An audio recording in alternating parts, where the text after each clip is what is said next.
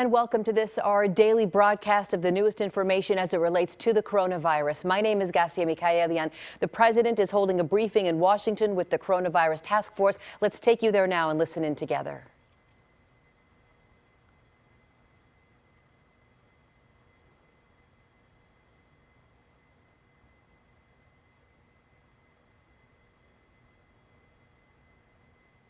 It is in a situation where people are close enough to each other that a symptomatic person will have a real droplet transmission. So I'm not ruling out the possibility that it's aerosol.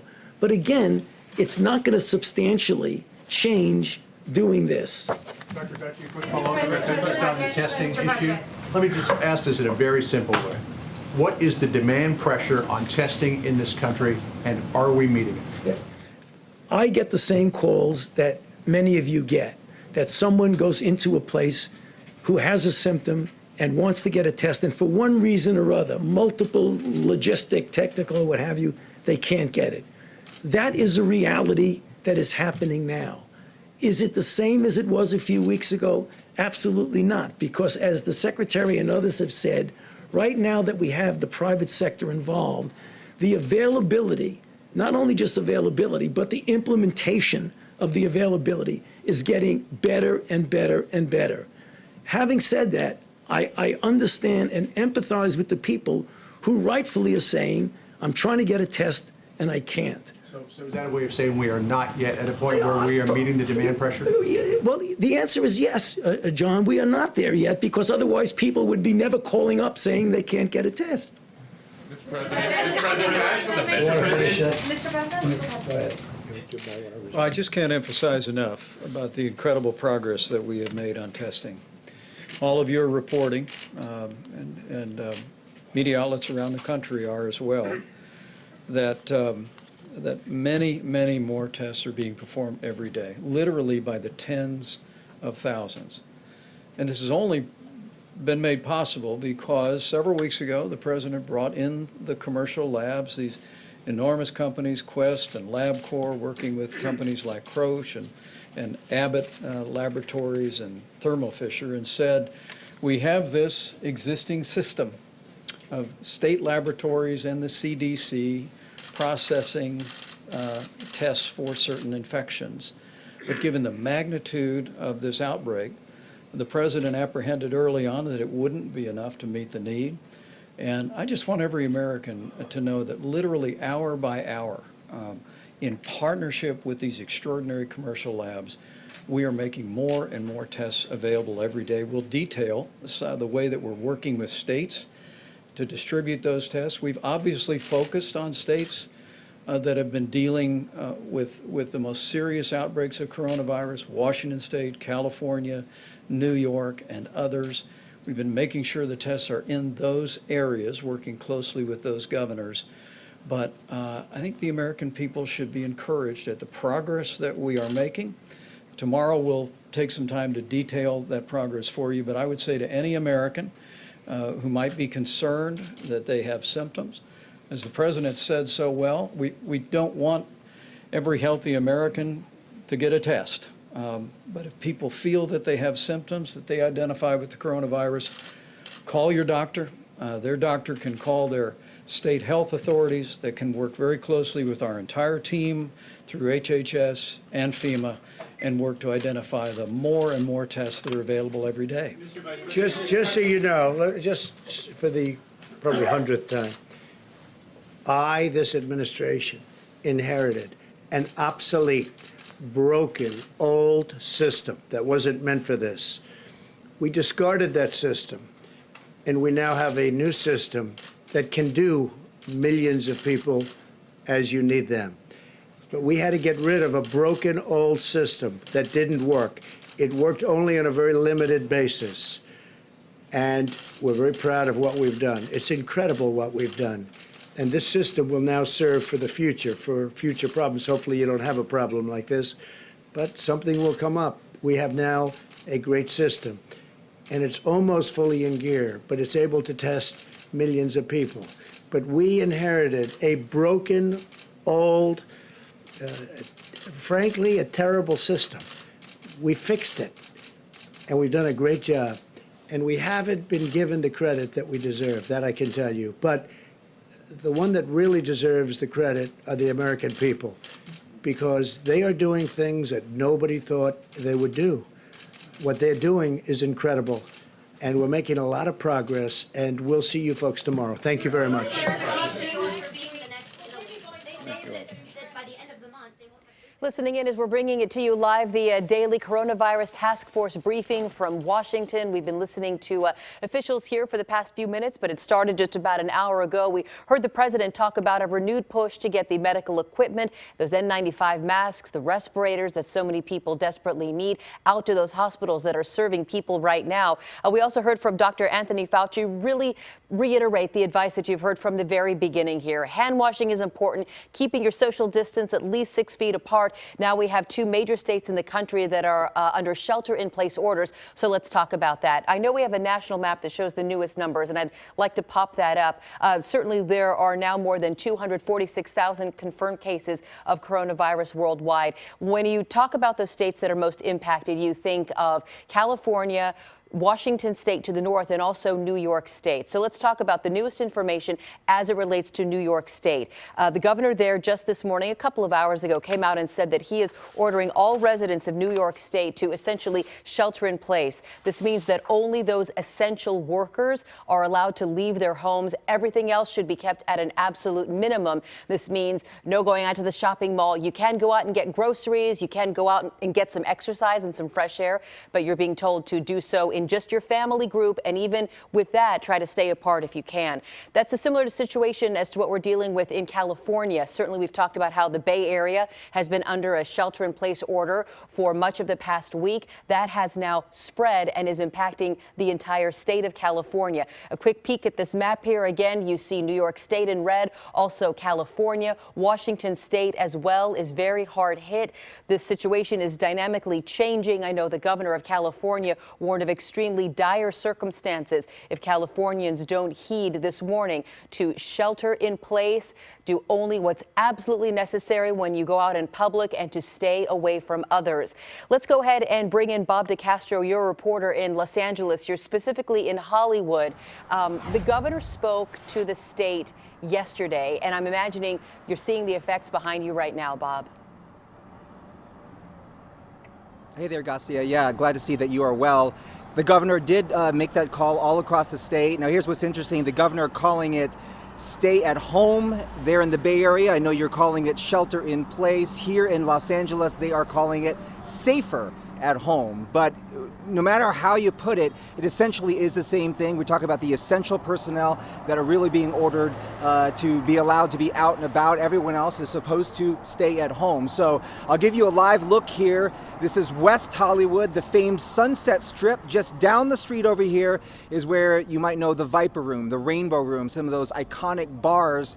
All of them closed right now. There's a host of hotels here on this street as well, and a bunch of restaurants. Everything pretty much has been shut down. Some of the cars here going out and about, and of course, as we said, essential personnel, people that need to perhaps go to the hospital or some of the grocery stores that are open. So we're here at this area on the Sunset Strip because there's a famous restaurant here, a really upscale restaurant. It's called Tess, and they have a cafe. One of the things that they have done is that they have turned their cafe into a neighborhood grocery store. There's a couple of grocery stores here in West Hollywood, but they're packed, as they are probably in the Bay Area too. There are long lines there. There's not much on the shelves. So I'm going to give you a look. We'll go inside here and we'll show you what they did with their cafe. The owner of this restaurant, when everything was shut down on Monday, thought, what am I going to do with all of the fruits, the vegetables, all the fresh produce, all of the meats inside my restaurant, and decided to offer it and make it available to the public. And then, just to make sure that all of the suppliers were still getting some business as well, that they were going to be in his business and that the employees would be in business, decided to turn the cafe into this makeshift neighborhood market. So this is going to be open throughout the day today. And believe it or not, just as you're seeing there in the Bay Area, with a lack of produce, fresh produce, and a lack of meat and the like, they have some stuff here. In fact, they're getting their supply and their sourcing from a restaurant sourcing. So believe it or not, in this store, They actually have toilet paper. I'll give you a look up there. So a hard to find item here in Southern California in the Los Angeles area. We'll go step outside and I'll tell you a little bit more about what's going on here in Southern California. We did speak earlier this week to Harbor UCLA Medical Center, one of the big hospitals in our area. They're saying that they only have 7 to 10 days of personal protective equipment. They're hoping to get all of that. Some of these hospitals, including Harbor UCLA, actually reconfiguring their hospitals, rooms that are not normally used as hospital rooms and beds, into beds in preparation that there could be some sort of a huge surge in the number of people who are infected with COVID-19. We're seeing a rollout now here in Southern California of even more drive-through testing sites. They have been lacking here throughout the week. And of course, you need an appointment in order to go to one of those testing sites. So as those testing sites begin to click into gear, so to speak, we're going to see those numbers, county officials say they're going to see those numbers of infected people ramp up, and of course we're going to see how many of those people need to be hospitalized. So that's the situation here in Southern California. Again, what we're calling it here, safer at home, and really we're seeing much of what you're seeing up there in the Bay Area. Big parts of town are pretty much a ghost town. Sometimes you see people out and about doing what you're allowed to do, walk your dog, go and exercise, that sort of thing, but maintaining that safe distance, that 6-foot distance between you and the person next to you. Gasia? Right, Bob DeCastro reporting for us in Los Angeles there in Hollywood. Thank you for joining us today. So from safer at home to now stay at home, which is the order given to people who live in the state of New York, some 7,000 plus cases there in that state. This stay-at-home order in New York by the governor, Andrew Cuomo, covers some 40 million people. Let's go ahead and bring in one of them, an essential worker, certainly, Fox 5 New York reporter Dana Arshan. Thank you so much for joining me. Dana, tell us the situation as New Yorkers are getting this news. Gasia, yeah, Andrew Cuomo, our governor, speaking just a short time ago, and the biggest takeaway is that New York is on pause. He just announced that 100% of the workforce will have to stay home starting Sunday night. Now, where we are now, we're on 3rd Avenue in Manhattan, one of the 5 boroughs of New York City. We're on the Upper East Side, and I'm going to step away so you can take a look. Yeah, there are still some people out here, but this area usually bustling during this time. It's a mostly residential neighborhood, but there are a lot of restaurants and small businesses here, a few hospitals nearby, and the workforce had already been cut to 75% in New York State earlier this week, and now everyone will be working from home. Of course, essential services like hospitals, pharmacies, grocery stores, and internet companies will stay open. The governor also stressed the state's crucial need for medical equipment. These aggressive measures come as the number of confirmed cases increased to more than 7,000 across New York State. More than half of those cases are right here in New York City. Now, hospitals are on track to run out of gear soon. Across the country and locally, healthcare providers are being advised by the CDC to wear bandanas and scarves in place of masks if they have no other choice. Now, here in New York State, right now, we are in need of 15,000 ventilators, 50 million surgical masks, and 3 million N95 masks, which are masks that filter out very small particles that could possibly contain the virus. Now, Governor Cuomo insists this is not a shelter-in-place order because residents can still go outside to do any type of exercise as long as they do keep their distance from other people. Of course, residents can also still go outside to get food, but the governor is advising everyone to stay home as much as possible, not even have your family members come visit. Gasia, back to you. All right, Dana Arshan live for us at Fox 5 in New York. Thank you so much for joining us. If you're just joining us, I'm glad that you're here because the situation is changing minute by minute. We do aim to bring you the newest information and take you to live events as they happen throughout this weekday broadcast, which lasts for at least a couple of hours as we originated here every day, starting at 1 o'clock in the afternoon Eastern Time, 10 a.m. Pacific. When we started today, we were hearing from the president, we were hearing from health directors, and the Dr. Anthony Fauci said a couple of things that some people might see as very concerning as it relates to people's health and the coronavirus pandemic. If I can, I'd like to bring in Dr. Mike Sirigliano. Dr. Mike, as we've come to know each other, thank you so much for joining us, Dr. Mike. Honored to be here on this very amazing situation, Gasia. So you are talking to us from Philadelphia. You're an associate professor there at the Perelman School of Medicine at the University of Pennsylvania. A couple of things hit my ear especially hard. First of all, in the federal briefing, we heard Dr. Birx say that people under the age of 20 can fall seriously ill due to the coronavirus, but they do also recover.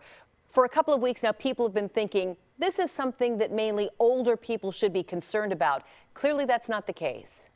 No, not at all. And remember, Gasia, the knowledge of this virus is starting from zero. We have had a large, very steep learning curve. And the bottom line is that no matter who you are, if you're a human being, you run the risk, certainly, of getting infected.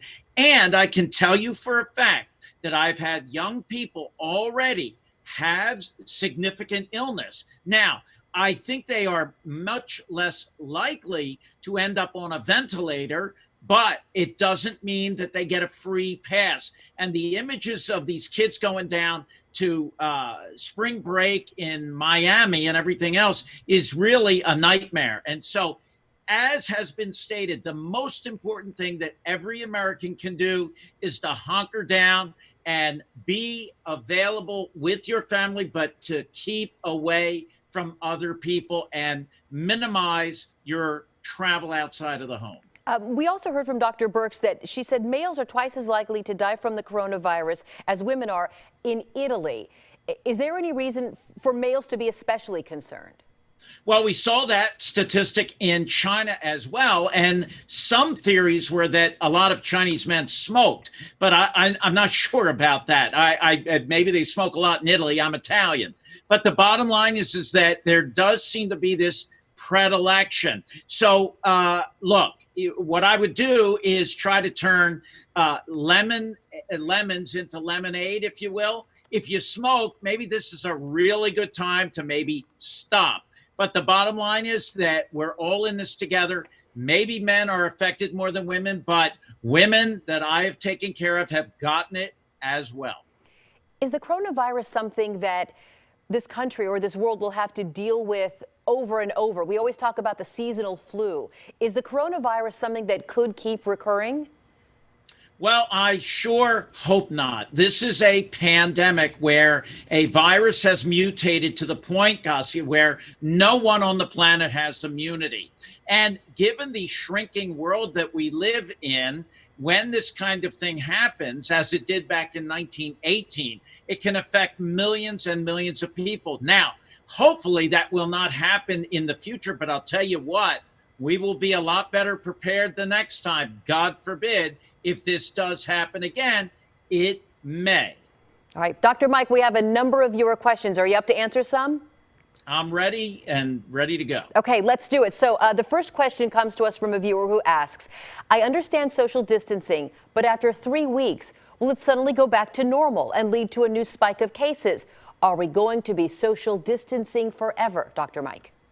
Well, I've tried to be as positive as I possibly can throughout this whole thing. I personally don't think this is going to go away anytime real soon. If you look at China, they now have very few new cases, but that's 5 months since this whole nightmare started over there. So the bottom line is that this is going to be a long period of time. And remember, we've heard Dr. Fauci talk about flattening that curve. We don't want to overload our healthcare systems. But what that means is a lot of people, if they're in isolation and staying away, this may prolong the number of cases that we have. It just won't overwhelm us. I think that buys us time. That buys us time to get right medications for this, treatments, and eventually a vaccine. So unfortunately, I think this is going to take a little bit of time. Okay. We have another viewer question. Someone who writes in and asks, husband and I are both in our 60s with a gym membership. Should we put our membership on hold? We take precautions and wipe things down. Gym has 3,000 members. What do you say, Dr. Mike? Exercise at home. Before all this happened, I used to think it was very sexy for my couples to work out together, go in the basement, get a piece of equipment. If you don't have a piece of equipment, get online and watch somebody do something. That is a beautiful way to go. Forget the gym. No way. I know that even those states that are being told to shelter in place or stay safer at home, New York and California, I know authorities there were making the point that, the outdoors is still open, and sometimes a breath of true fresh air, if you're keeping your social distance, can work wonders, more so than even a gym would. Well, Gasia, I have an 11-year-old boy and an 8-year-old daughter, and the mental health of my family is just as important as their physical health to me. And so you can't keep people in a closed room like a jail. You can't do that. You need to let them get out. Just no playing with large groups, no playing with anybody. They can socialize from a distance. They can go for walks, get the fresh air. It's supposed to be really warm out here in Philly this weekend. I think it's wonderful, but you don't want to get too close to anyone. And one very important thing, if you go to a playground, be very careful of the jungle gym equipment. And if you're going to do that, which I'm not sure I would at this point, make sure you bring some Purell with you, some disinfectant, so you can wipe the kids' hands after they play on that. But personally, as this thing starts to blow up right now, I wouldn't do it. Okay. Dr. Mike, I know a lot of people, even in my newsroom, who say, wow, I have a tickle in my throat and I think, oh gosh, is this it? Someone sneezes and they think, oh my goodness, I've got it. So we're all sort of imagining that we might have the coronavirus, even though we don't. Can I ask a viewer question? And I'd like to follow this up. The viewer writes, how quickly do symptoms of coronavirus show up? This is key, Dr. Mike, because a lot of people who may know someone who was infected are trying to back time. Okay, when's the last time I saw that person? Well, that's a very good question. And to my knowledge, it's variable. It can be up to 4 or 5 days before someone is symptomatic after they have been exposed. So there is a lag time, and we keep hearing about, testing, and at least at my institution, you have to have symptoms or be at high risk. Just got back from Europe. Healthcare worker, if you have symptoms. The problem is that some people may not have symptoms and been exposed. So the bottom line is, again, the only things we have right now, Gasia, are to stay away from other people. And one of the things I do, I've been taking call on the phones. We're getting deluged with phone calls. What you have to remember is fever and cough and worse, shortness of breath. Those are your main symptoms that you have to worry about. If you have sniffles, if you have a runny nose, if you have itchy eyes, those are allergies and other things, probably not COVID-19. But in this day and age, right now, if you have any kind of illness, stay home. You mentioned that you would not take your 2 little ones to the playground and have them put their hands all over the playground equipment. I have another viewer who writes in with a question that asks, how long does the virus live on hard surfaces? Well, as the president said, and I have heard from a number of experts in the field, it depends on the material. Copper is different than steel. My advice would be it can last for at least 3 days, maybe more. You have to be meticulous, almost obsessive compulsive about making sure that doorknobs in particular and things like that are safe and wiped down. When I get home from working in here, and by the way, we wear scrubs, and when I'm done my day, I take my scrubs off, I put my street clothes on, I go home, and my wife, I call her when I get close, she puts a bottle of Purell on the outside of the door. I Purell my hands before I walk in my house, and then you know where I go, Gasia? Immediately to take a shower. And I wash with soap and water. I'm cleaner than I've ever been in my entire life since my mom gave me baths when I was 5. I was thinking about all the places that we know are quote unquote dirty, right? Someone was saying they were filling up their gas tank and she saw someone spray down the actual nozzle with a disinfecting spray. I don't take it that far. I always wash my hands as soon as I get home, as soon as I enter, my workplace. But then I thought, okay, so I fill up at the gas tank. I put those same hands on the steering wheel. I may wash when I go inside and go home, but does that live on the steering wheel, if you will?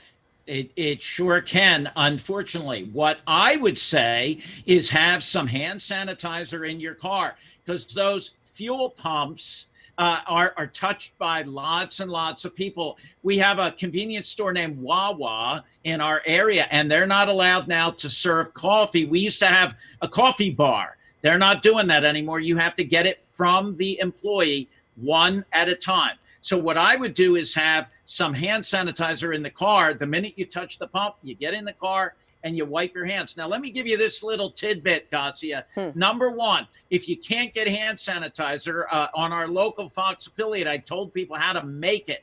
You get isopropyl alcohol. It's got to have greater than 60% alcohol content. You mix it with 1/3 aloe vera gel to make it nice and feel good, and a little bit of lavender or some essential oil, and you shake that up. 2/3 isopropyl alcohol. There you go. Homemade disinfectant for your hands if you can't find it on the store. That's a good tip. I'm a big, do-it-yourselfer. So, I'll mention we've all been using the disinfectant. We've been washing our hands so much that I've noticed in my family, we all have very dry hands to the point where the skin is cracking on my little boy's knuckles. And I said, no, we can't let that happen because that lets everything in.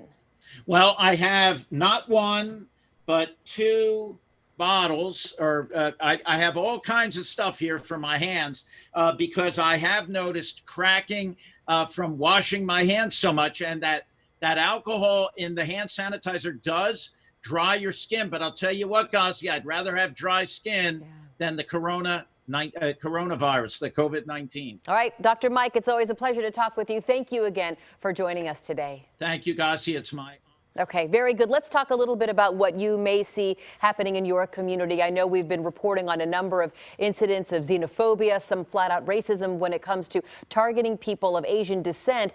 Some people think that they're responsible for bringing the coronavirus to this country. We did send KTVU Fox 2 reporter Brooks Jerose to the South Bay, Silicon Valley, if you will. He talked with a brother and sister team who created a movie, one that they help will battle against the xenophobia.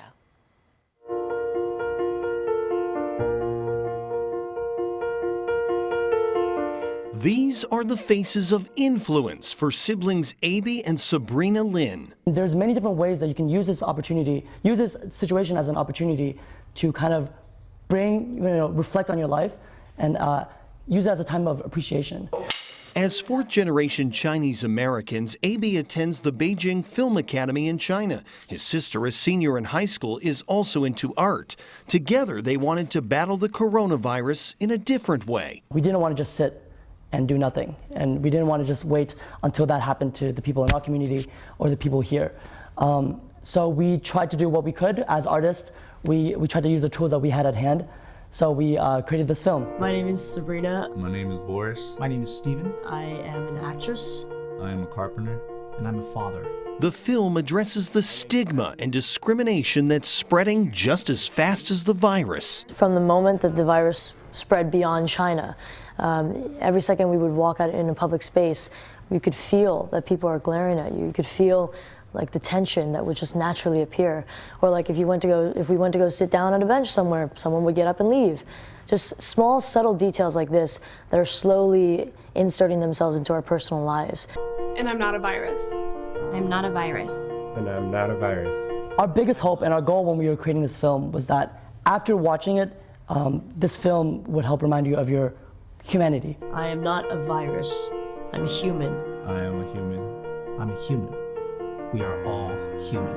When fear and hatred and frustration is filling inside your heart, try to remember that love is also a natural human response, and that hope is natural human response, and that we can use that to spread positivity in our communities. My name is Evelyn. I am unique.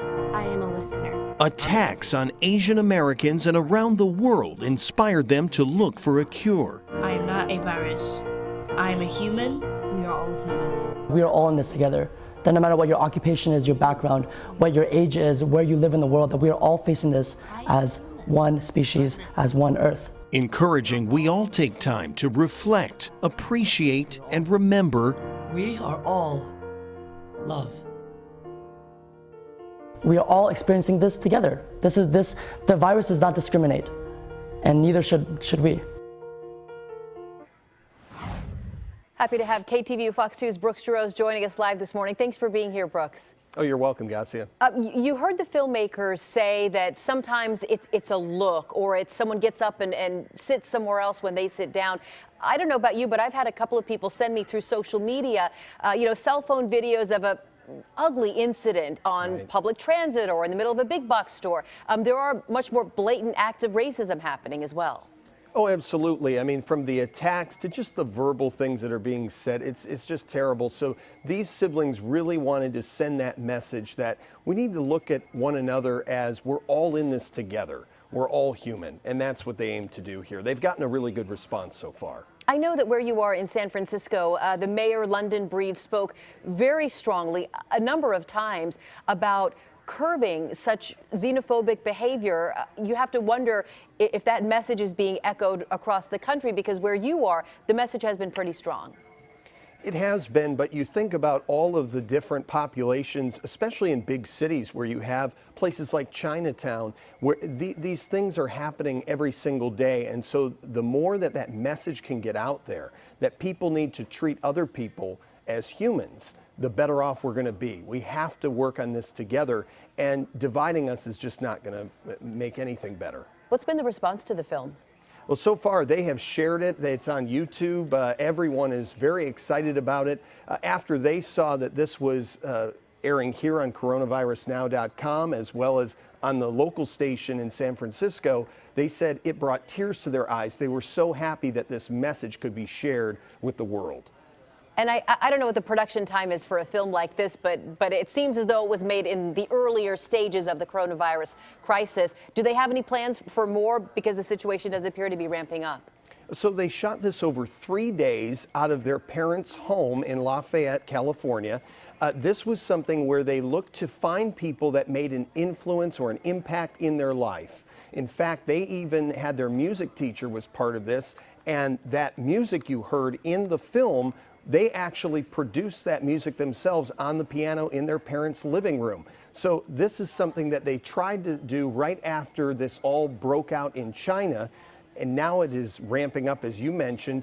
They're hoping that other people will tag this film and then give their own experience, and it's a few lines that they have throughout the film. So, for example, if I was doing it, I would say, I'm Brooks, I am a journalist, I am not a virus, I am human, we are all human. And that's what they're hoping will spread across social media and get that positive message out there. All right, Brooks Droz, thank you so much for talking with us today. We've been certainly reporting on how in the very early stages of this, people were running out to the stores, doing some panic buying. We showed you people leaving big box stores with, stacks and stacks of toilet paper. Now we know that some people are being told to only leave their house to buy the essentials. People are also leaving their homes to do something else, and for them, they say it isn't essential. We are talking about marijuana and medicinal marijuana. So let's talk about the rush that those dispensaries have seen by welcoming in the general manager of Spark One, a marijuana distributor to 450 licensed businesses in California. Thanks for joining us, Andrew Dorsett. Tell us what's happening where you are in the San Francisco Bay Area. Hello. It's been interesting. We are currently creating rapid response teams to ensure that all of our partner shops and, of course, our patients and consumers get what they need when they need it. Obviously, we've seen quite a bit of disruption in supply chain. However, we've organized our company to ensure that there are no shortages out there for the people that want this essential medicine. Now, is this medicinal marijuana only? I know recreational marijuana is legal in your state. How's that work? So the way it works is we have to go locality to locality. So it based on the health orders of the county and also the state, whatever they're allowing. So the counties that only allow medicinal during the shelter at home places, that's who we're providing to. Some are still allowing recreational, and we will provide to them. We are very strict with ensuring that we're in full compliance with all state, local, and county regulations and health orders put in place. I imagine, we've seen toilet paper run out at some stores. Have you seen that at some of the dispensaries that you service, or is that not the case? We have had feedback from some of our delivery drivers and also the shops that some products are running low. There's been a substantial amount of panic buying, if you will, but people stocking up, preparing for any eventuality that may come. So yes, we are hearing of some shortages. Luckily, we've we've maintained a very solid infrastructure with our partner brands to ensure that there are no shortages that occur from our end. Now, I know that some people rely on marijuana for medicinal use. Those who do not, for whom it is purely recreational, you might have some people around the country sort of rolling their eyes saying, really, are you kidding me, California? How do you answer that kind of skepticism? So that's a very important question. I fully understand that. There's still a lot of stigma surrounding the industry as a whole. It's very mature here in California. Since 1996, it's been considered a medicine. I was a Marine Corps veteran for 12 years. I was on numerous medications from the VA, and now I'm on none. I utilize CBD. I don't consume cannabis myself, but I do utilize CBD.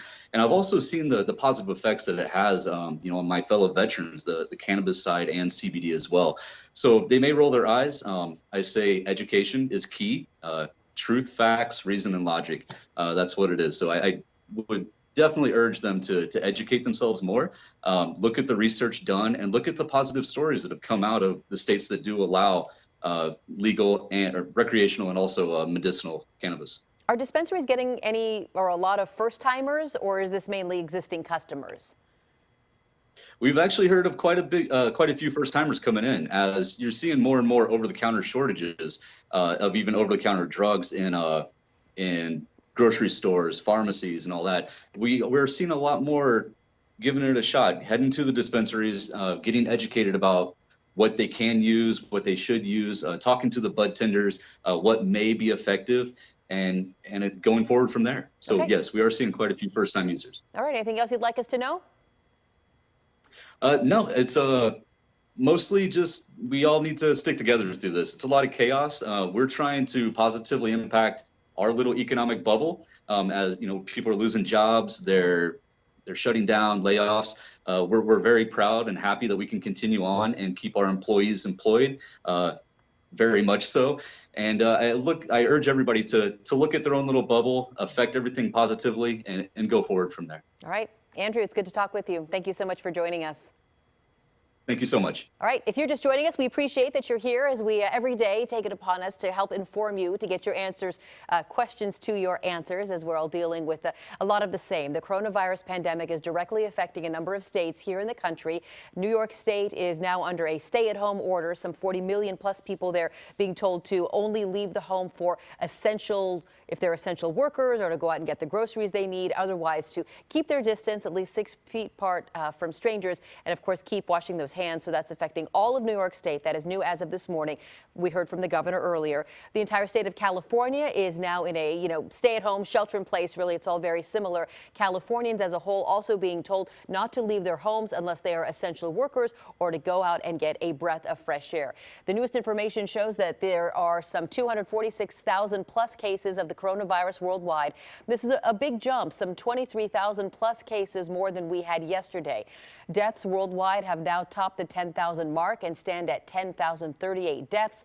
There have been 87,000 plus people who have had the coronavirus and recovered from it. If we can take a peek here at that national map, you'll see again those states that are highlighted in red is where the crisis is at its worst, if you will. And they also happen to be the two states where in California and New York, extreme measures are being put upon the residents. Again, that shelter-in-place or stay-at-home order is in effect. A quick peek at stocks will show you what's happening today. We started off with a slight bump, then we dipped below sea level. Things were going good for a while, but if you see where stocks drop there into the red, that essentially does correspond for the most part with the federal task force's live briefing, which we brought the tail end of you here during this broadcast. So at one point, I know the Dow was up by some 440 plus points, but here we are down at least 1 full percentage point or so, losing about 200 points on the Dow. The shape of that graph is the same over on the S&P, as it is now down just more than 1 full percentage point. The NASDAQ is trading in a much narrower region, but again, the shape is the same. NASDAQ is down by just about 11 points. Let's get some more answers to your questions here and head over to our next doctor. I want to make sure that I have her name right. And I believe it is Dr. Vanila Singh. Getting all ready to go here. You're inside the KTVU Fox 2 newsroom. You're the immediate past chief medical officer of the U.S. Department of Health and Human Services. You're now the medical staff at Stanford in the San Francisco Bay Area. Thank you for joining us, doctor. I know you're extremely busy. Can you react a little bit more to what's happening in your state as now all Californians are being told to essentially stay home unless they absolutely have to go out? Yeah, absolutely. I think this action by Governor Newsom is reflective of the continued need to ensure that people recognize the importance of social distancing and also staying away from large social gatherings, really in an effort to limit the transmission of the virus and contain this, flatten the curve, as we've heard throughout. This is also to ensure that our medical system doesn't get overburdened, which is a big concern in terms of projected models that have been done from the CDC and other departments across the nation and states. And finally, it is vital to ensure that those who are high risk don't inadvertently get exposed and to minimize the morbidity and mortality rates. We heard officials put out a plea for more blood donations, and I can imagine that their blood supply is suffering at a time that most people aren't going out, but also I'm guessing they're wondering, we might need this soon. Absolutely. So just because of all the measures really here in the Bay Area, for example, to shelter in, some of the blood supply areas have found a decrease in the number of blood donors, and that certainly has its impact on people who are going to need that blood for other reasons, not just in terms of the current epidemic that we're concerned about, but rather that other medical issues that are not elective that are ongoing for folks. So if you're not exposed to the coronavirus or there's criteria that they have set, certainly keep that in mind. Go online, look at where you can actually give to the community, and that might also be another means to be empowered and shared to our community. Doctor, can you tell us about the vaccine trials that are happening to our north up in Seattle? Yeah, that has been such an exciting, really record-breaking pace when you think about in a matter of 66 days, this vaccine trial, which just began on Monday, up at Seattle at the Kaiser Health there, sponsored by NIH's NIAID, where we know Dr. Fauci leads that effort. They are and have begun the human clinical trial aspect of this antigen. It's just the mRNA sequence. And what's really neat about this, I think your viewership is really going to appreciate, is that this is not a live or dead vaccine. The folks who have volunteered, and these are heroes who have volunteered, are not going to be exposed to the virus directly. In fact, it's really the antigen that should help with promoting the immune response. The trial will continue for 8 to 12 months to really look for side effects and issues there. But this is a record-breaking pace, very hopeful. There's also other in parallel measures going on to really find that vaccination. The other thing that I would add is that there's also efforts to find and identify antiviral therapies that help attenuate the response. We know the compassionate use for the anti-malarial chloroquine is showing great promise. The president had brought that up at yesterday's briefing, and I think it was discussed today as well. So chloroquine would be something that would be used after someone is diagnosed with coronavirus. What are the supplies of chloroquine like right now? It's a great question. I believe it's available for prophylaxis for malaria, but it would not be a prophylactic agent, certainly for the COVID respiratory illness. It would be considered as a potential treatment for it. And hopefully the supplies are there. I mean, I think once the news gets out, certainly around the country and the world, the concern would be supplies. To my understanding at this time, I have not heard of a shortage, but this is such a fluid situation that could happen. We heard from the Department of Health and Human Services essentially turning to the private sector and asking people in the medical field to come up with diagnostic tools, therapy countermeasures. Should that be considered alarming at all? Because I think a lot of people would like to feel as if the federal government, has its plan and its needed items together. And then the second part to this is, what can the private sector do to help the government in this arena? So great question. Actually, specifically very important to the different industries and businesses across our nation in the biopharma, medical device, and other areas.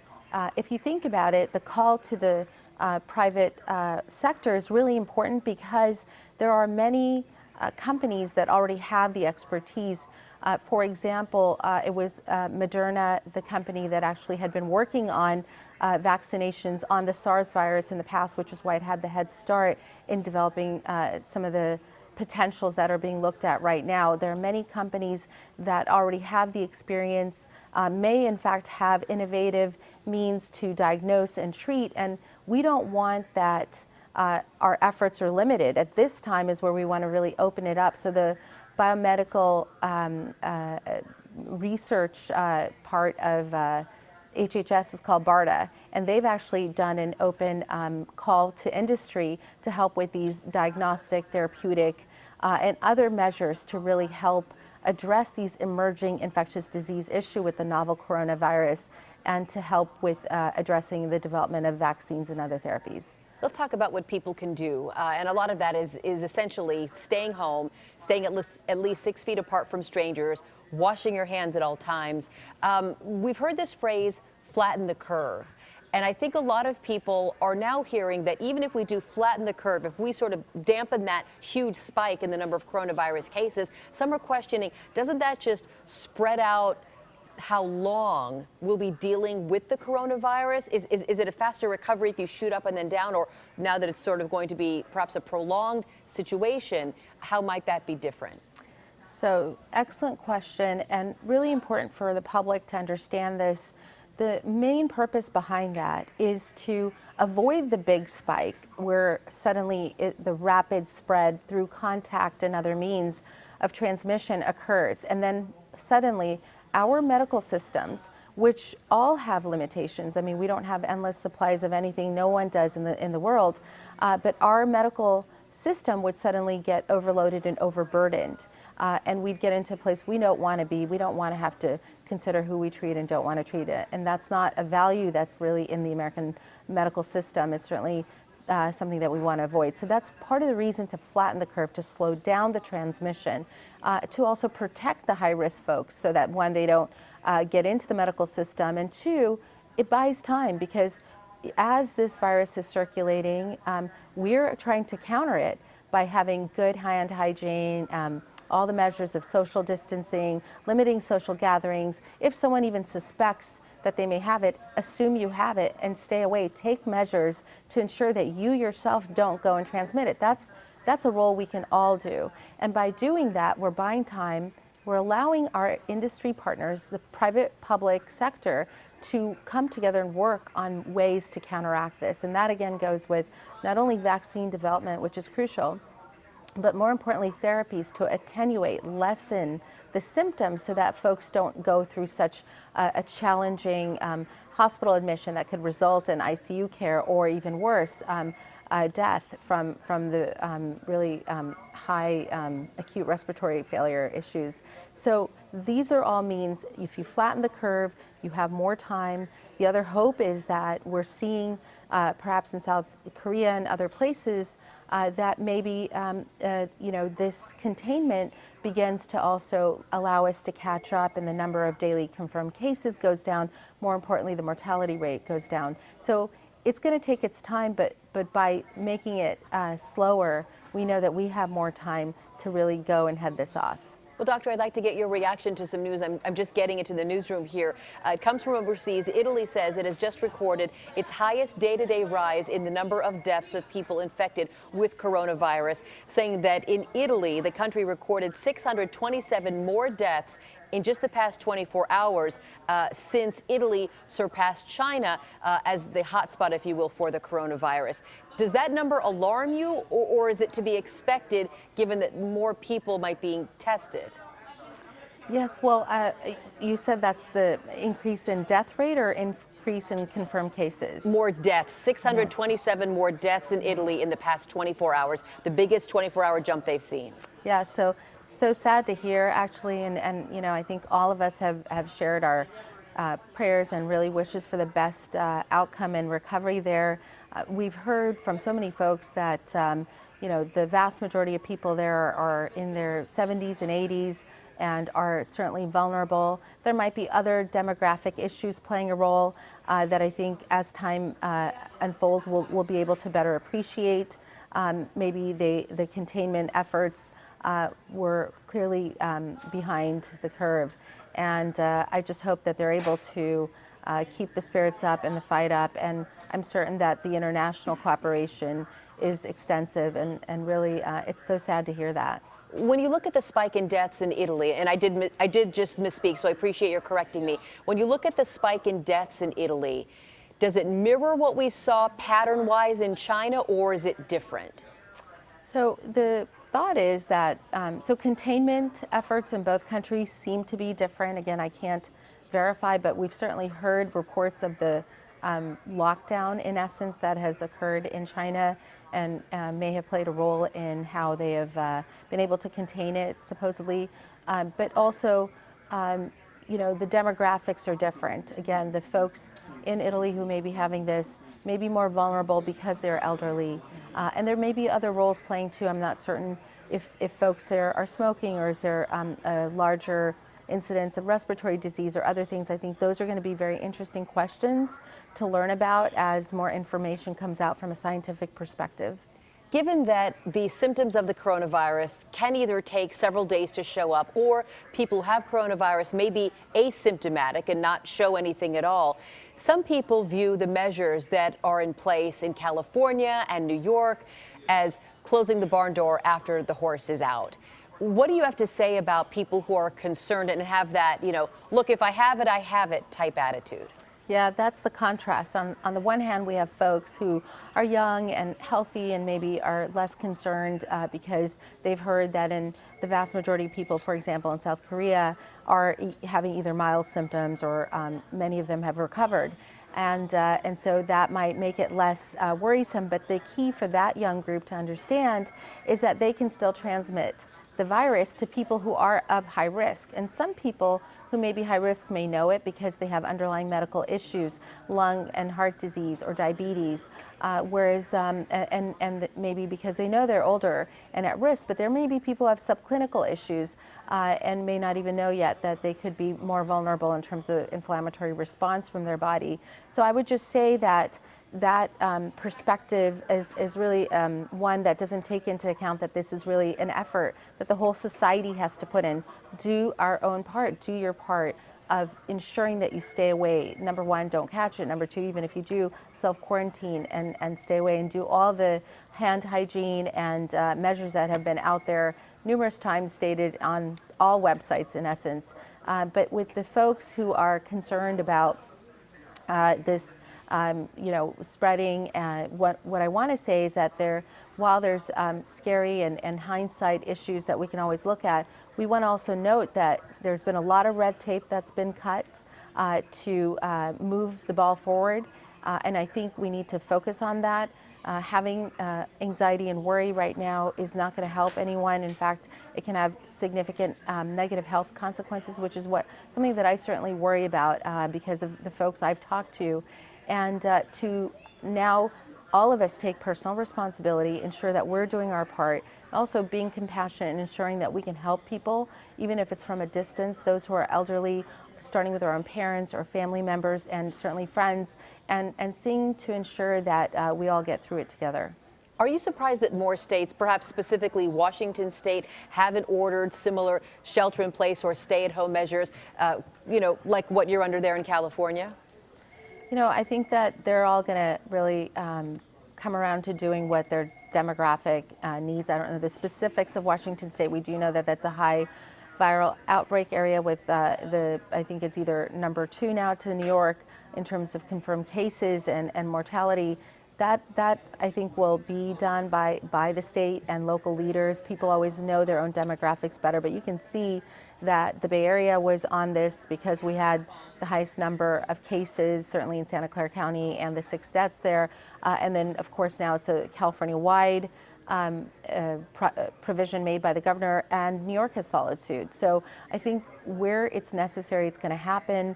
And we'll see more people as the information is being shared. I can tell you, I think the governors have all been on a call with the president, and information is being shared both ways to understand the situation, how it's evolving. What concerns you most about the situation as it's evolving in the United States? There are a couple things that concern me. Number one, I always say the folks, that people are watching the news, and it's interesting, but every single announcement of a closure or another step being taken or another confirmed case or another death, I think is potentially harming people. They're getting very nervous, and we know that stress and anxiety, when it's carried on for as long as it is, can be very detrimental. So being calm does not mean that you cannot do your part and do it really well. In fact, having a calm, collected attitude will make you think better and know what you need to do. Staying in touch with people is very important. Keeping the social aspect of our lives through telephone or internet is really key.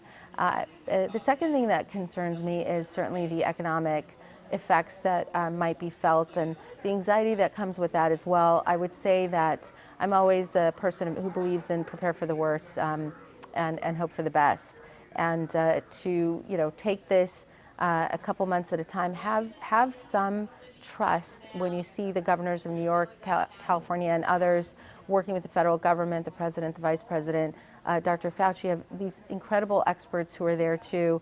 And I know that there are folks who want to poke holes at it, but the problem with that is that it just makes people very scared and unsure, which is really natural, and I have empathy for that, which is exactly why I'm saying do what you can do and know and believe that I think the country is definitely taking this very seriously from all angles, as is the world. It's a reassuring message, one that's good to hear from you. Doctor, thank you so much for joining us. Absolutely. Thank you. All right, let's talk about what's happening in other parts of the state. Right now, I'd like to take you live to Minnesota and speak with Dr. Scott Jensen. He is a family physician at the Ridgeview Medical Center in the Twin Cities. You are also a Republican state senator there in Minnesota. Thank you so much for joining me. You're very welcome. Thank you. Okay, let's talk about the doctor part first. What are you seeing in your practice as it relates to the coronavirus? We're seeing suspected cases. We don't test in our clinic. So we're actually seeing far more influenza A and B. And I know that in some of the outstate areas over the last weekend, they saw a lot of influenza A and B. So there's some suspected cases of corona where someone will come in and say that they had 10 days ago had a low-grade fever and a cough. They hadn't had any specific travel, but certainly their syndrome could have matched up with the COVID-19 disease. But in terms of specifically in our office diagnosing COVID-19, we haven't had any specific diagnoses. The hospital 10 miles away has had a few cases. I know a lot of people say, I think I may have it. Why can't I get tested? A lot of frustration over a lack of availability for tests. How do you answer that? Well, a couple of things. One is, I've always thought that we should try to drive our healthcare decision-making based on how is it going to make a difference. So if someone believes that they've had the COVID-19 and they want to get checked just to see, that may not be the best use of resources. There's probably other people who would benefit more from it. That would be one thing. I think that the testing has been suspect, particularly when we look at the initial testing where potentially up to 40–50% of false negatives were erroneous. That's a problem. Even now our testing is 3 to 5% false negatives. And then I think the other thing is when we do test, many of the testing turnaround times have been 3 to 4 days. So if someone comes in and says, well, I want to be tested, well, if we're not going to have the result in 3 to 4 days, that may not, again, be the best use of our resources. If we're in the emergency room examining you and thinking about admitting you, then to be sure, we want to test you because if you've got coronavirus, we want to be able to isolate you and take appropriate precautionary measures. So then does this national crisis, if you will, hang on the availability of coronavirus tests? Does it hang on a vaccine or a cure? Actually, with where we're at now, I think it hangs on just the common sense of Americans. We're going to get through this. I think we have to realize that collectively we have a task to do, and that is each one of our immune systems is going to have to build an immunity to this coronavirus. Testing will help us with more laser focus identify where the clusters are, but even there, that's not going to be a game changer. I think with where we're at now, we're past the idea of trying to get containment. We're at a place where we're trying to mitigate and suppress that peak, if you will, smash that Rocky Mountain peak into sort of a gentle rolling hill. And with that, I don't think that the testing is going to be the game changer. The vaccine's not going to be available for probably another 9 months. And what that would actually do for us is potentially help us in maybe the third wave, because this pandemic will have multiple waves, just like the H1N1 in 2009. We're going to get a bunch of people immune to the disease over the next 4 to 6 weeks. We already have quite a lot of people. We'll probably have a fall off. We'll have another wave perhaps in the fall. Then we'll maybe have a little bit of a lag, and then we'll have another wave. So I don't really think that the vaccine is going to be an immediate thing, but perhaps in 9 months it might help. A lot of people are hanging on timelines that they're getting from state and local leaders. For example, my children were told that they're going to be out of school for 3 weeks. And a couple of weeks ago, the parents were like, look, if we can make it through 3 weeks, we'll be okay. Now we're being told not to expect school to start before the end of the school year. I think people are desperate for some sort of firm timeline. But from what you've just told me, it could be at least several months in the future before this is all over in that sense. Well, before the pandemic is all over, certainly that'll be months, if not a year. But in terms of this initial crunch, I mean, if we're desperate to reduce that peak incidence of disease, it's because we don't want to overwhelm our hospitals and our medical facilities. And clearly, some states are better positioned than others. But you could ask the question, are the measures we're taking the things that we should be doing? At times, it almost feels like we're sort of throwing mud on the wall to see what sticks. In the specific situation of closing schools, there was quite an interesting article, I think, in the Wall Street Journal. I think today I saw that, no, it was the Washington Post. And in that article, the CDC itself said there may be very little benefit to closing schools. So I think the American people want to be informed, and they want to be talked to directly, and they want the context of what's going on. They don't want to be talked down to, because if we do that, we're going to lose the trust. And if we lose the trust of the American people, we've got some huge problems that we could avoid. All right, Doctor, you are also a state senator there in Minnesota. Can you give me your take on some of the messaging that we have heard come from Washington about the coronavirus? Do you like what the president is saying? Do you have a different message for people you're in contact with? Well, I think that for me, I'm not much of a person into partisan politics. So I think that Washington has tried to provide strong leadership. Nobody gets up in the morning wondering how they can mess it up or make a bad decision. I think that President Trump and his team have been very clear lately that this is a big problem. I think that he has tried to, if you will, provide some measure of comfort. We're going to get through this. And I absolutely agree with him. We will get through it. I do think there's been a little bit of a start and stop kind of thing. For a while, we said, yep, test everybody. You got the tests. And then all of a sudden, there's a test shortage. We've got test turnaround time of 3 to 4 days, which isn't nearly as helpful as if we could get it in 24 hours. So I think the message coming from Washington is we've got a problem. We're going to get through this, but we're doing everything we can. And I think we need to get good information. One of the most important things we can do from Washington or in each one of our individual states or as elected leaders is we need to try to help people understand the context of what they're hearing. We throw numbers and statistics out there like they're croutons on a salad. And the fact of the matter is, without a context, we don't really understand what we're hearing. All right, let's get to some viewer questions here so we can bring some more facts into this discussion. I'd like to start with our first viewer who writes in to ask, does UV light kill the coronavirus? What do you say, Doctor? Yes, I think it definitely does. UV light at the appropriate levels of exposure can kill virtually any virus. Now, specific studies in terms of UV light, I think it's UVC that provides perhaps the most likelihood for killing the coronavirus. But in terms of length of time and data like that, I don't think we've got real good data out there.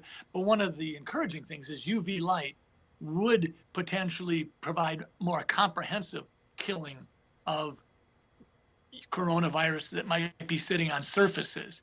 And that's an area that we're concerned about. And again, typically we've always thought that viral particles could last on an inanimate surface for a few minutes to maybe an hour or two.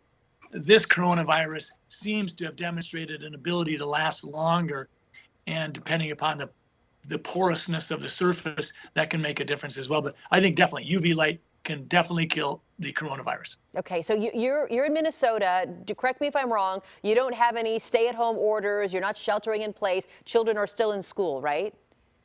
No, actually, schools have been closed for a period of time, and that's actually becoming more and more of a discussion point because the science doesn't necessarily, if you will, support closing the schools. How is that? What does the other side say? Well, the other side is saying we have to do everything we can and we have to hunker down. But in Minnesota, we have the schools closed, but we have all the kids that can't go to school going to the schools and having daycare services provided there. So they're really not being separated. I think it was in Hong Kong that they tried school closures and found that it didn't make any difference. And there might have been a couple other areas as well. So we have done that, and we've also had closure of restaurants and bars. And that's problematic because that's causing harm to people.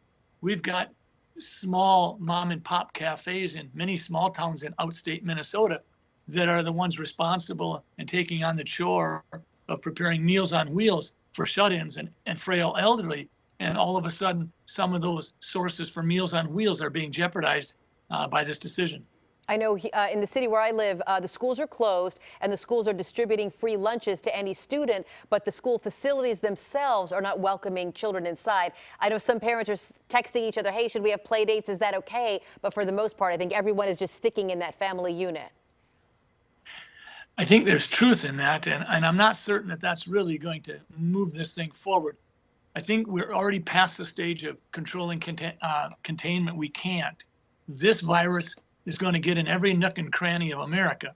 The question is how long it takes. And we're not going to beat this thing by shooting bullets at it. We're going to beat it by having our immune systems create the antibodies necessary to kill it. And what we're trying to do while we do that is we're trying to, one, not overwhelm our medical facilities, and number two, protect that population of people, which is quite small, who might be immensely affected by COVID-19 disease, specifically the elderly with respiratory diseases. I have another viewer question here. A viewer writes in and asks, if you have a bad heart, is it okay to go outside? And I don't know if he or she means go outside and get some exercise or go to the grocery store to stock up on essentials. What do you say? I think that it's absolutely fine to go outside and take a walk. I think it'll be good for the soul, it's good for the spirit, and oftentimes that bleeds over into a better health. In terms of going to the grocery store and getting groceries, I think you can do that as well. Now, if you're in an active situation where your heart disease is decompensating, that's another thing. But I take care of many patients that have congestive heart failure, coronary artery disease, cardiomyopathy, and I am not telling them to strictly, if you will, quarantine themselves to the house alone. I think what they want to do is they want to use that social distancing mechanism to try to decrease the potential that they might get the disease. But even people that do have decompensating respiratory and cardiac illnesses, when they've gotten the disease, many of those have recovered. It's just that from a reporting perspective, it seems that the media may be providing a little bit more attention to the ones that do poorly. Yeah. Doctor, can I have you address a concern that I've heard from many of my own friends and family members and a number of viewers? A lot of parents are in the position of caring for their adult children's children. Essentially, grandma takes care of grandson while the parent in the middle goes to work. The parents of the young children are telling their own parents, grandma if you will, that they can't see the baby anymore to protect grandma's health. And I'm hearing from a lot of grandmas who think that's a little bit of an overreaction. Can you help sort of dissect that situation when you have someone elderly caring for someone very young and what the safety is there? That's a great question, and that actually hits sort of close to home. My wife and I have 5 grandchildren, and my wife is actively involved in providing care for the kids. With a physician as her husband and the potential that there could be an unidentified exposure, all 3 of my children and their spouses have had to struggle and wrestle with what decision do we make. I think both my wife and I are in our 60s, so presumably we're part of that population at risk. It's a challenge. Frankly, with the 14-day window of potential infectivity and viral shedding without any symptoms having presented themselves, it's a very difficult thing. And then when you put on top of that we've seen kids seem almost impervious to COVID-19, I've encouraged people to continue to, within that family unit, live as they have and continue the same kinds of operational calendars and schedules for caregiving as they have in the past. But I think it's important because there is no certainty, and we're living in a land of unknown, walking a new path. I told all three of my kids, whatever you decide, if you don't want your dad coming around for 2 weeks or a couple weeks, I understand that. It hurts, but on the other hand, everybody's got to be allowed to make their own decisions and their decisions respected, because this is trailblazing territory. Yeah. Well, we've been doing an awful lot of FaceTime at our house. So, Doctor, so much. Dr. Jensen, thank you so much for joining us and for providing your health expertise and also that reassurance to give our viewers. Thank you again.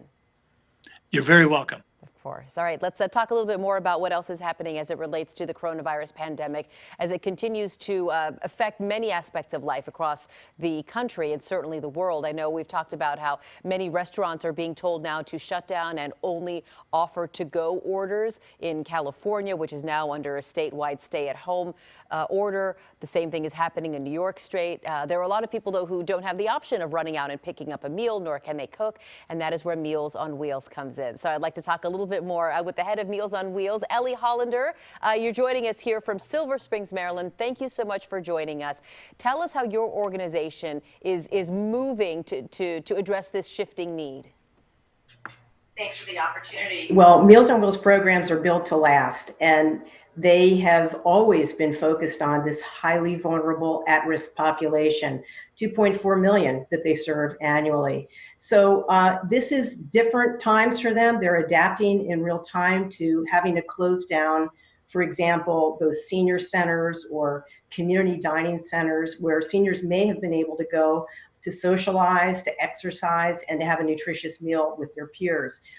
They're converting those to basically grab and go takeout centers these days. And many, many more seniors that had been able to get to a senior center with the help of transportation now will be needing those meals at home. So what we're seeing is a huge increase in the number of seniors that are going to need home delivered meals.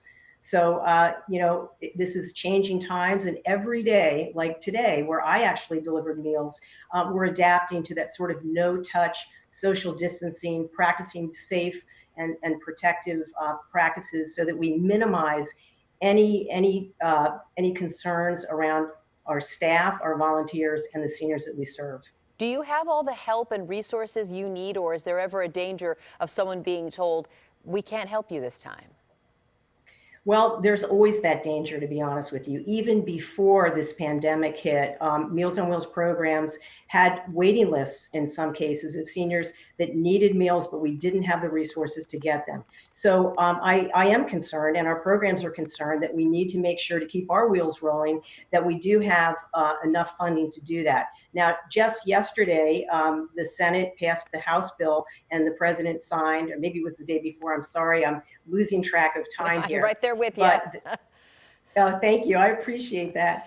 That freed up $250 million additional dollars in supplemental funding, emergency funding that will cover a couple of months to help us. But, honestly, the fact that we need to lean on more paid drivers now, alternative transportation, sourcing shelf-stable and frozen meals for millions more meals than we've provided in the past, and also making sure that we've got those supplies so that we're doing all the practices that the CDC and local health officials are telling us. Use hand sanitizer, wash your hands with soap and water frequently.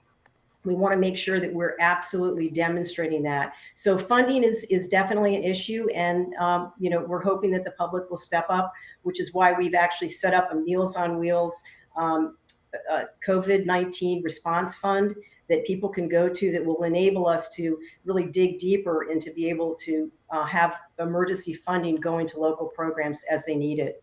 Ellie, I've been fortunate. I've been on a number of Meals on Wheels deliveries, and look, the meatloaf, mashed potatoes, and green beans is great, but what is just invaluable is that face-to-face, that human contact, because so often I know the people who drive the routes, they get to know, Miss Susie in this apartment, or, Mr. Bill who lives in that house, and there's no way to substitute that.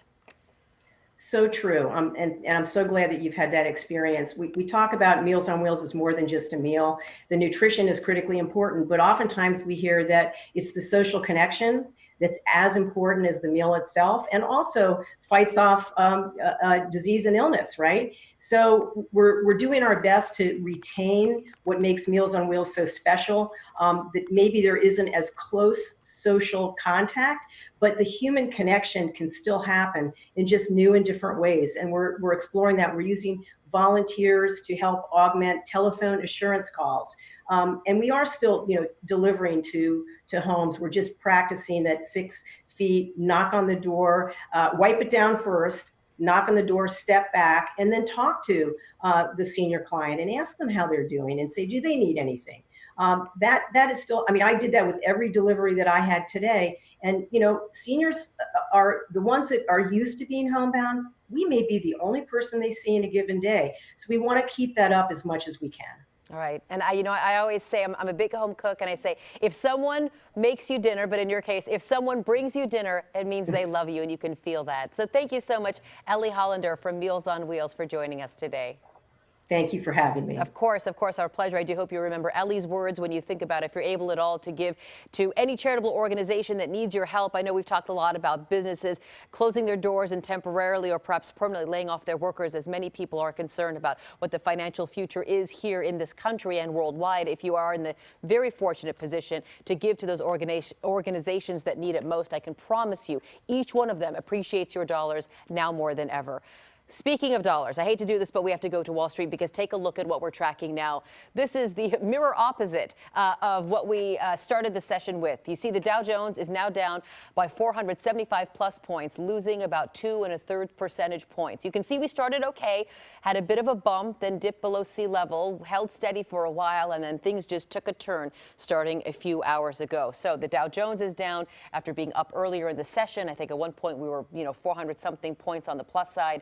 Let's talk about a dip that we're seeing on the S&P, which is almost down by 2 1/4%. The NASDAQ is down by 1 1/4%. If you take the pattern of this graph, not specifically the numbers, but that shape is the same across all 3 major indexes. I know starting on Monday, I believe that the markets will be open, but they are going to be worked remotely, so you will not see the traders on the floor, and that's been the case for the past few days. Treasury Secretary Steve Mnuchin said, I think it was yesterday or the day before, the markets will stay open. A lot of people wondering if things are so bad, why not just shut them down? He said that electronic system is in place, and so the markets will stay open. Also got some good news as it relates to tax day, not April 15th this year. The Treasury Department is now pushing that 3 months. You have to watch me count on my fingers here. April, May, June, July. So April, May, June, July. July 15th is the new deadline.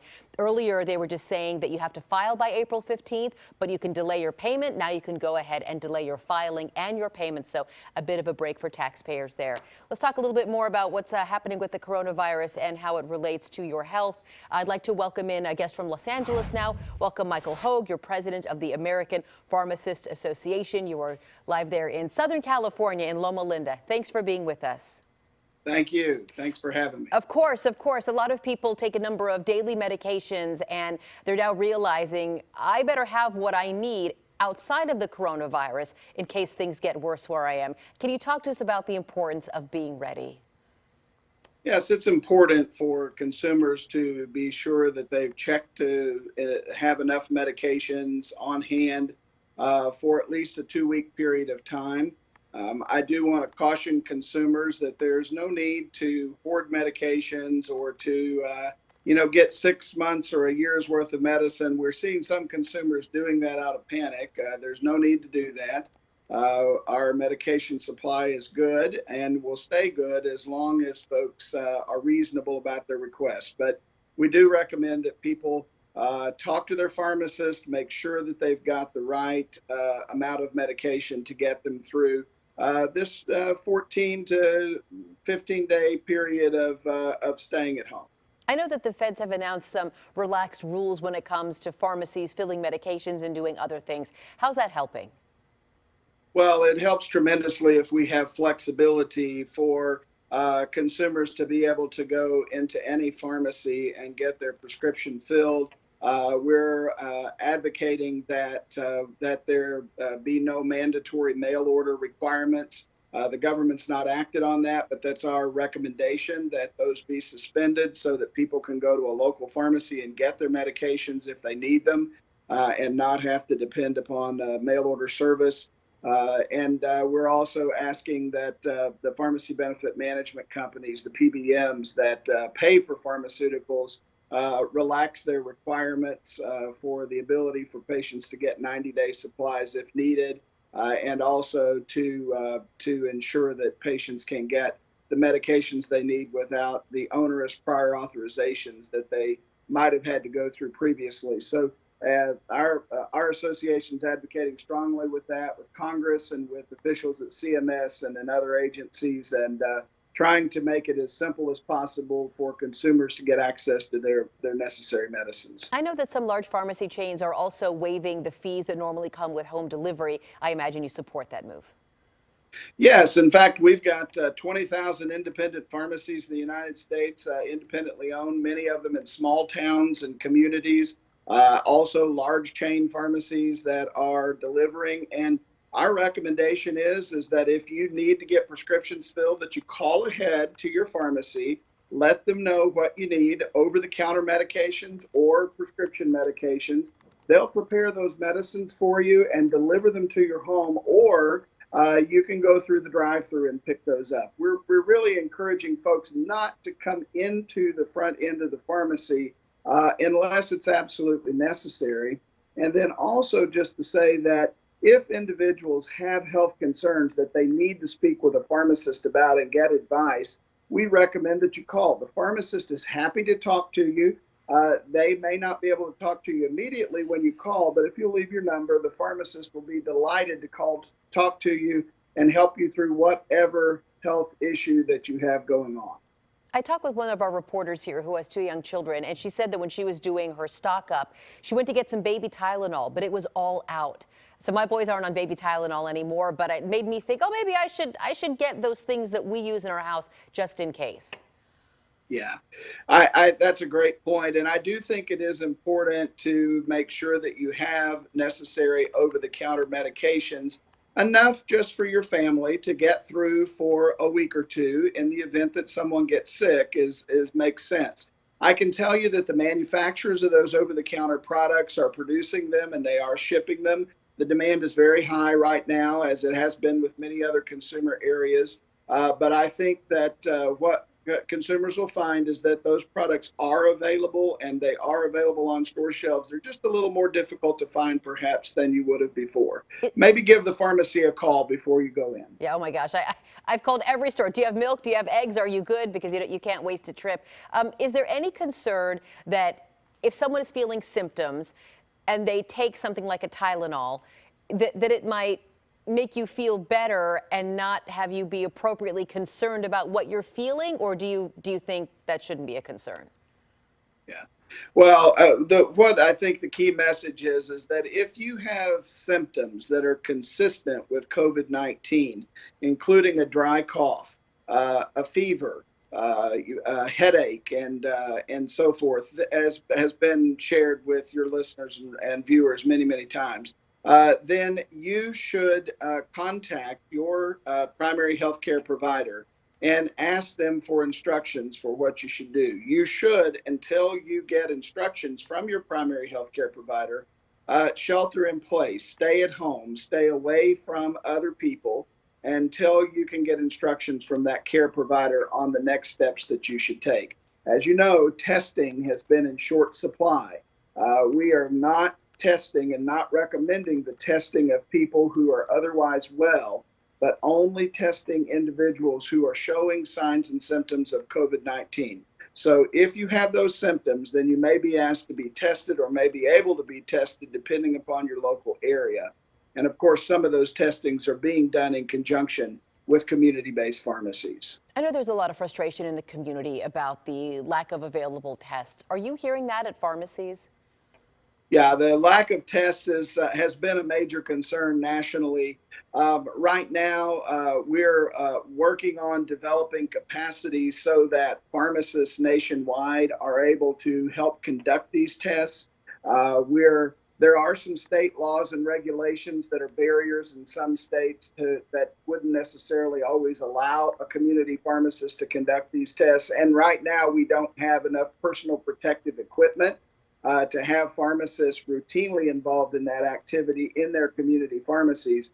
But I can tell you that the American Pharmacists Association is working with national leaders to ensure that pharmacists are available and ready to help in communities where we need additional healthcare personnel to conduct these tests. Okay, Michael Hogue, president of the American Pharmacists Association. Thanks so much for joining me. Be well. Thank you. Be well. I will see you in the Tylenol aisle. Let's talk a little bit more about the effect the coronavirus is having on people and also on pets. I've seen a lot of people post on social media that their dog or cat is super happy because they're at home because they can't go to work or school. Certainly, we have to be concerned about the health and the mental health of our family pets as well. So let's talk with this a little bit more by bringing in Brian Larson. You're the CEO of Restore a Pet. You are live in Maryland, just outside Washington, D.C. A lot of cats and dogs are living their best life with their owners at home now. Yeah, I think that there's a tremendous amount of excitement among pets having more companionship, but I think there's also a lot of anxiety that pets are feeling because they can certainly sense the anxiety that we all feel collectively as a society. And so how do you advise pet owners to mitigate that? Yeah, so the number one tip that I have is really to practice a routine as much as is humanly possible with your pet. Pets love to have routines, and so if that means a regular schedule of walking, or if that's not possible due to social distancing, a regular schedule for play is going to be extremely important. And really playing with the pet regularly and stimulating them both physically with exercise as well as mentally, dogs or cats, is going to be really, really important. I've heard from people who are thinking about having to be put under quarantine, and they say, I can't leave my children for 2 weeks, I can't leave my job for 2 weeks, and then someone said, I can't leave my pets for 2 weeks. Should we be making plans for our pets in case we do find ourselves in a dire situation? Absolutely. I do believe that it's important to have a contingency plan in place, either someone else in the household that is able to take care of the pet if you are unable to do so, or another arrangement with someone in the community that would be able to take care of the pet. Yeah, that is critically important. Planning and having a supply of their medications and having the instructions that are necessary to provide any sort of special care requirements, special diets, medication regimens, having that prepared in advance as part of a contingency plan is very important. In the early stages of the coronavirus outbreak, we were talking a lot and showing pictures on our newscast of people stocking up, toilet paper and buying paper towels and disinfecting wipes. And then our morning meteorologist said, hey, don't hoard the kitty litter. He said, that's important to me, like toilet paper is to you. He has a couple cats at home. What about those essential supplies, and what are you hearing about the availability of those? Yeah, so here's what we're seeing on Amazon and on a number of different retailers. They are considering pet supplies to be one of their 6 essential categories, which means that they are receiving shipments of those, they are processing them. So companies like Restore a Pet and a number of other pet suppliers are able to ship inventory, and that is getting loaded into Amazon. So I believe a 2 to 4 week supply of the pet supplies is more than sufficient. I don't believe that people need to hoard those supplies. Okay, and real quick, I know that a lot of people have asked questions of, can I catch coronavirus from my pet? Might I give it to my pet? Do you have clear answers on that? Yeah, there's a lot of misinformation going around, and this is definitely a concept that's still evolving, but here's what we know. There was a dog about 2 weeks ago in Hong Kong that tested a week positive for COVID-19. That dog did test based on nasal, oral, and rectal swabs over a period of a few days, so several tests, which means that the pet likely had a mild infection, but the pet did not have symptoms for coronavirus. Ultimately, that pet was placed in quarantine, and we found out yesterday that that pet, which was a very elderly Pomeranian, did pass away. We don't know and don't believe that that was related to coronavirus, but I will say that in the SARS outbreak of 2003, there were exceptionally rare cases of human to feline transfer of the SARS outbreak. But to be very, very clear, it's exceedingly rare. So really what this comes down to is the same thing that I'm also a registered nurse, the same thing that I advise a human would be to practice hygiene, hand washing, hand hygiene. Practicing hygiene for the pet means washing their paws before and after you take them out. And the same thing, if you're interacting with the pet, wash your hands, play with your pet, interact with your pet, wash your hands again. Practicing that hygiene is going to be number one. And finally, Brian, there is no overstating the amount of comfort and joy a person can get from their pets. So if ever there was a time for, you know, an extra session of catch or an extra snuggle on the couch, now is that.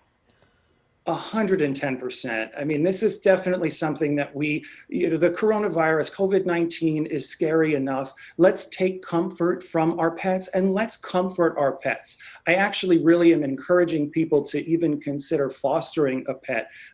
This is a great opportunity to have that interaction, have that comfort. There's really nothing better than the love between a pet and their parent or their family. Okay. Brian Larson, is there anything else you'd like our viewers to know?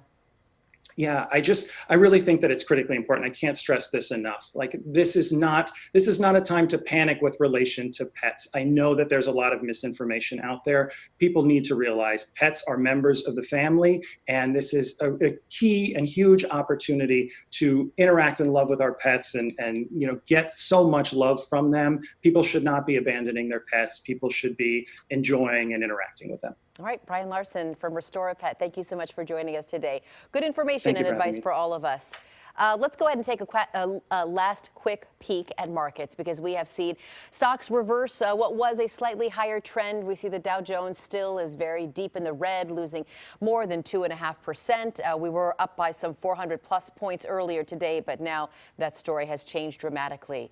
The S&P 500 is down as well by about 2.33%. The NASDAQ is down by 1.25%. The price of oil is dropping. You may have noticed this oil very low at the gas station, and some are saying that it might go even lower. So again, the coronavirus pandemic is certainly having an effect on people's finances. If we have a second, I'd like to ask our director if he can pop up that national map, because we'll leave you with a quick picture here.